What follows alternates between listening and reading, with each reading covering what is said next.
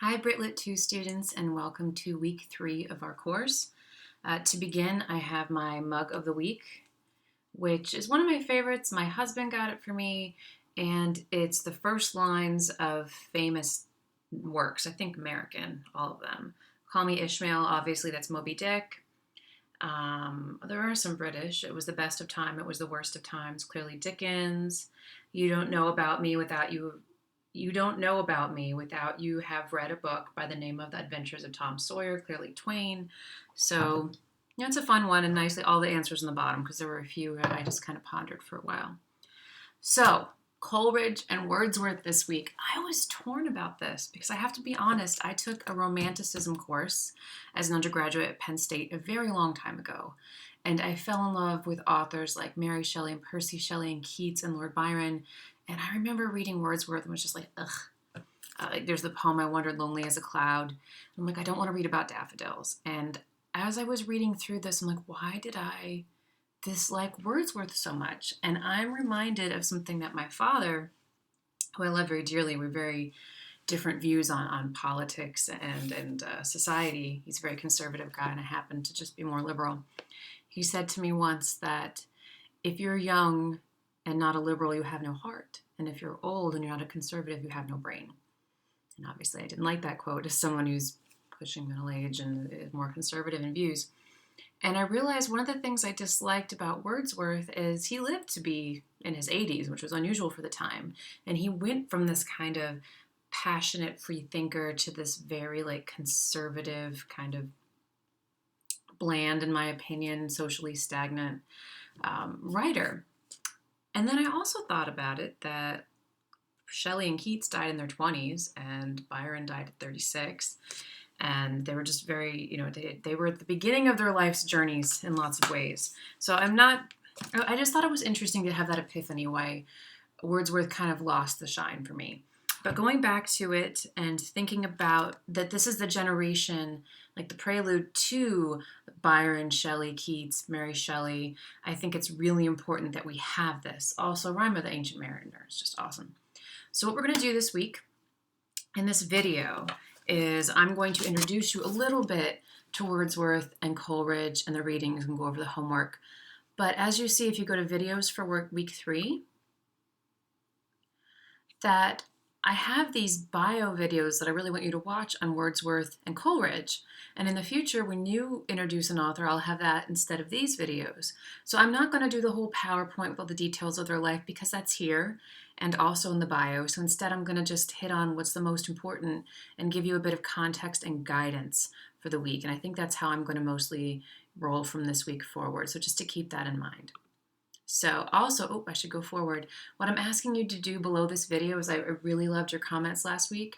If you could just take a second and either think of a discussion question, which is just a question that we could talk about during our class, like what do you think is symbolic about the albatross, or why did Coleridge choose an albatross, or something like that, or a quote. So if there was just a couple lines from one of the poems or something, maybe from Prelude that you decide were interesting, just post it. I'm not asking you to analyze it. I don't want it to be stressful. Again, these are just jumping off points that I can use when we get together on Thursday. So the first thing I want to look at is I'm going to our book, and I am on page 124, and I'm on Wordsworth by his biography. And it's just so interesting. So I mentioned he and Coleridge end up being best friends as young adults. And actually, the lyrical ballads was a combination of both their works. They published together and published anonymously. And they had a falling out later in life and then didn't talk for 2 decades and got back together, kind of like, dramatic artists tend to be in their mindset. But I do want to talk about his connection to the Lake District. So you'll read this and you'll hear more that, he was raised out in nature and out in this part of England, and he was what's the word I'm looking for? A campaigner to keep the railroads out and to keep this area pristine. And, generations later, like Beatrix Potter was one of those writers as well, trying to hold on to the natural heritage, not just the cultural heritage of England. I'm going to the bottom of 125. So we've already read about how we went to France during the Revolution and fell in love with someone and had a daughter and then got separated from her during the subsequent years. I find it interesting that he never tried to reconcile with her. And he's like, it's just interesting to think about who writes the biography, right? Because it's like he was torn and he was destroyed by this loss. And it's, well, that's what the writer thinks about Wordsworth, but we can certainly look at it from a different viewpoint. Like, why not go back for your former lover and kid, dude? That going aside, down at 1799 is the year we're looking at. So he was about 30 at the bottom of 125. Late in 1799, William and Dorothy, that's his sister, who he pals around with constantly, moved back permanently to their native lake, settling at Grasmere in the little house later named Dove Cottage. Coleridge following them, so Coleridge joined, rented at Keswick, 13 miles away. In 1802, Wordsworth finally came into his father's inheritance, and after an amicable settlement with Annette Vallon, that's the French girlfriend, married Mary Hutchinson, whom he had known since childhood. His life after that had many sorrows, the drowning in 1805 of his favorite brother, the death in 1812 of two of his and Mary's 5 children, a growing rift with Coleridge, culminating in a bitter quarrel from which they were not completely reconciled for almost 2 decades, and from the 1930s on, Dorothy's physical and mental illness. And then, but it says, over these years, Wordsworth became nonetheless increasingly prosperous and famous. So there were lots of dark periods in his life. They talk about, which is where I was going to continue reading. He also displayed a political and religious conservatism that disappointed readers whose, like his friend Hazlitt, had interpreted his earlier works as an expression of a leveling muse that promoted democratic change. So there were some people who were kind of disappointed that they thought he was more of this revolutionary writer and more about equality among all, and then he becomes more conservative and crotchety. In his old age, he was the poet laureate of England for a time. Tennyson was as well. Generations later, again, that's just the national poet that represents the ideals of the empire at that point. So I want to then jump to the preface. So they published lyrical ballads anonymously, which was pretty common at the time because critics like to latch on to someone's. We saw it happen to poor Mary Wollstonecraft, that they shredded what she had to say because they got to tear apart her biography when her husband when William Godwin tried to share that. So what I'm looking at here in prefaces, the preface to lyrical ballads, they already published it. It sold out. It did well. They're republishing it. And so then he puts this essay in the beginning of what the agenda was in publishing those poems, now that they've already been received and accepted and celebrated. So I'm going to page 137. And this was presented to me when I took romantic literature as an undergraduate and a graduate. Like, preface to lyrical ballads is like the foundation of the romantic movement and what romantic writing is all about. I'm not sure if I agree with that sweeping assessment, but I think it's important to know that that's how it's presented to many. So I'm looking at the top of 137, where he says, several of my friends are anxious for the success of these poems from a belief that, if the views which with they were composed were indeed realized, a class of poetry would be produced, well adapted to interest mankind permanently, and not unimportant in the multiplicity and in the quality of its moral reflections. And on this account, they have advised me to prefix a systematic defense of the theory upon which the poems were written. So I'd like that he's kind of telling, well, my friends told me I should write this essay explaining what our goals were here and how it's changed everything about writing. I know I can't get rid of this like negativity I have towards Wordsworth. He's important. He's important. We need to think of him that way. I often think about it like the Beatles, the music group, and I know this is controversial to say. I'm not a big fan of the Beatles. You would never just see me sitting around listening to them for fun. But I understand why they're important. I understand why their work has merit, and I understand their contribution to music as a whole. And I'm going to do my best to look at Wordsworth this way as we move forward. He is important, even if he seems a little like an egomaniac here. And this is the middle of this last paragraph, 137. They who had been accustomed to the gaudiness and inane phraseology of many modern writers, if they persist in reading this book to its conclusion, will no doubt frequently have to struggle with feelings of strangeness and awkwardness. They will look round for poetry and will be induced to inquire by what species of courtesy these attempts can be permitted to assume that title. I do agree with what he's saying here. So poetry was very, let's say, full of $5 words and allusions to, Greek mythology and religion, and dense and complicated, and you needed to be really educated to be able to dig in and appreciate it and understand it. And he's doing something different here. And he's saying you are going to feel a strangeness and an awkwardness in the language that we're using, because what they're trying to do, and this is capture the last thing I'll read on 138, the principal object then which I proposed to myself in these poems was to choose incidents and situations from common life and to relate or describe them throughout as far as possible in a selection of language really used by men. So he's very in touch with those of the Lake District who are lower class farmers, more rural, and he wants to use the language of common man to express the emotions of humanity, especially those that are connecting us to nature. And so we can take a look at We Are Seven, which is on line 127. So I'm going to have to jump back a little bit in the book. But this is talking to a little girl, and he's trying to capture a child's attitude towards death because several of her siblings are dead. And she keeps saying, no, we're seven. And so I'm going to the second stanza. I met a little cottage girl. She was 8 years old, she said. Her hair was thick with many a curl that clustered round her head. And then she says, sisters and brothers, little maid, how many may you be? So the narrator's asking her. How many? 7 in all, she said, and wondering looked at me. And then she talks about 2 of us in the churchyard lie, my sister and my brother, and in the churchyard cottage I dwell near them with my mother. So the language is very simplistic, and it kind of powerfully conveys how this little girl is just like, oh no, there's 7 of us. 2 of us might be buried, but we're all the 7 children of this family. And that's really what he's accomplishing in this collection of poems and what he's describing in the preface. So I'm going to just take a look at the poem you're looking at your discussion question this week, which is Tintern Abbey, which is a beautiful area outside Bristol, and there's a painting I included in the discussion board. And I'm just going to share a few lines that 132, the second stanza right here.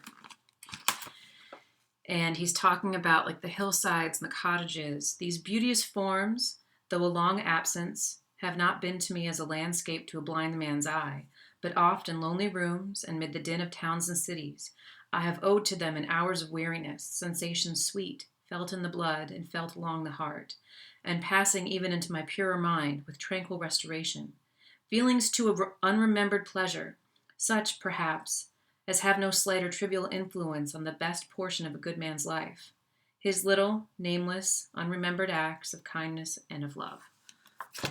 I don't want to unpack that too much because I want to let you do this in the discussion board and also during our conversations.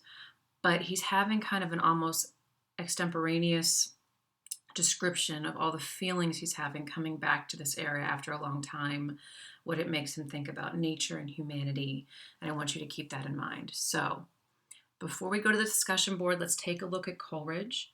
So I am heading to Coleridge's biography. And again, he and Wordsworth became dear friends as young adults, even moved to cottages adjacent to each other in the Lake District. They spent hours sharing their poetry and their ideas, and they published this collection together. But Coleridge is a very different dude. Sorry, just one second. He seemed to be even more fierce in this move from like liberalism and, possibility and youth and passion to kind of like conservative curmudgeonness.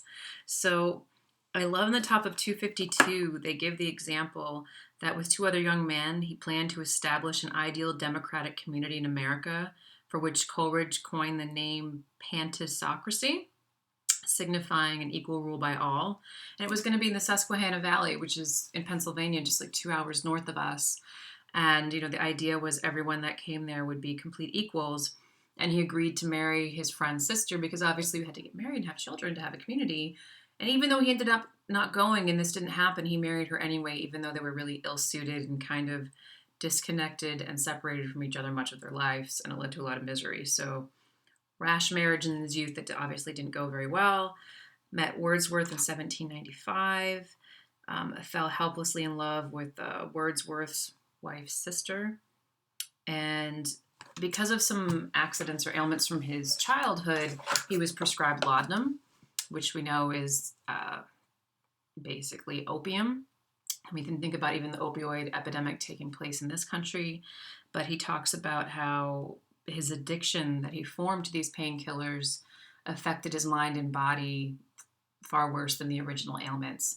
And he's got a great collection called, is it Confessions of an Opium Eater, which I remember reading as an undergraduate and just thinking that he seems to really capture the traumas of addiction and the haze of being under the influence. And I want to take a look at 253. So they go through, he goes through this very liberal, profound period in his life. Then all of a sudden he becomes like a follower of Edmund Burke, who was the Mary Wollstonecraft's response. Her vindication of the rights of women was based on Burke's vindication of the rights of man, because Burke was very anti the French Revolution, very much about keeping the status quo, politically conservative.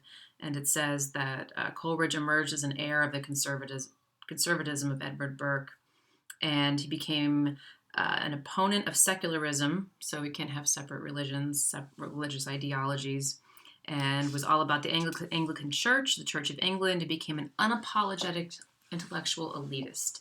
So not really a man of the people in his later life, but there's this great anecdote in the middle of 253. So he was still in literary circles, and he came to the library of William Godwin, if you remember, was Mary Wollstonecraft's husband, Mary Shelley's dad, and he performed Rime of the Ancient Mariner for everyone, which we're reading this week, which is very dark and gothic and fantastical. And Mary Shelley, as a child, was listening in, and it captured her imagination. She actually cites part of that poem in Frankenstein. So I love this connection of Coleridge and Wordsworth. They're kind of the foundation generation that is shaping the writing and imaginations of Shelley and Keats and Mary Shelley and Byron and all these writers.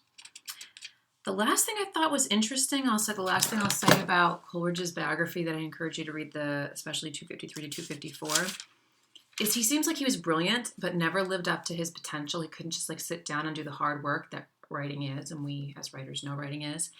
And there was lots of plagiarism, that he would just kind of steal the writer's ideas and slip it in with no acknowledgement. So shame on you, Coleridge. With that being said, I'm going to take a look at 260 to get to our poem. Actually starts on 258, the Rime of the Ancient Mariner. And it's funny because I mentioned to my husband I was teaching this, and he has a friend who is not a big reader, has not cracked a book since high school. And his friend was talking about the house that he lives in that he's been trying to repair and hasn't been able to return to work in months. He says, this house is like an albatross around my neck. And my husband said, it's so interesting that it's part of the common vernacular, that he knew that phrase, but he had no idea about this poem about the albatross around the mariner's neck.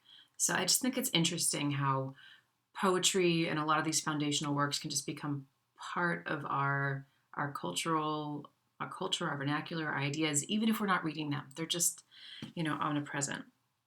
So keeping that in mind, Rime of the Ancient Mariner, you might have heard it about the cursed sailor, and it starts out, interestingly enough, that there's this old crazy sailor outside of a wedding feast trying to get people to listen to his tale that he's cursed to say again and again.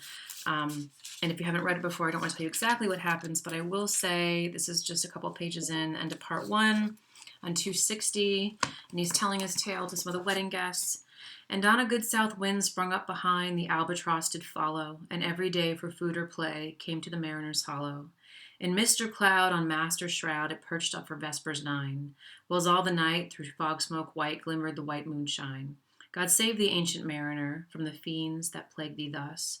Why look'st thou so? With my cross I shot the albatross. Symbolic, important thing. Lots of horrors await the mariner after he kills the albatross. It gets very zombie-like and gothic and dark. And I want you to keep that in mind. And before we go, I just want to take you to the discussion board and what's going on this week. So make sure you watch all the videos. Make sure you post either a question or a passage below my video so I can bring that into class on Thursday. And then last names A through L. I've been pretty clear here. All I want you to focus on for the discussion is Wordsworth his bio, Tintern Abbey, the poem, and then the few pages of lyrical ballads I've assigned. The other poems we'll look at together in class. And the prompt below asks you more about Wordsworth and these ideas about nature and language and your own reactions to the poem. So I won't dig into that too much. I'm going to let you look. And then Rime of the Ancient Mariner, if your last name begins M through Z, so last name R, I would be in this group. I'm responding to Coleridge's bio and the Mariner poem, and I have a prompt here. And I also say if you can see any links to TV or film or current literature between the themes of this story, and here he is surrounded by all the other dead sailors with the albatross around his neck. And so I want you to do all the readings before I see you on Thursday. You only need to write about the author assigned to your last name. And then before Sunday night rolls around, I want you to respond to a classmate. That was a big information dump. I will stop there. Thank you for making it all the way through, and I look forward to seeing you on Thursday.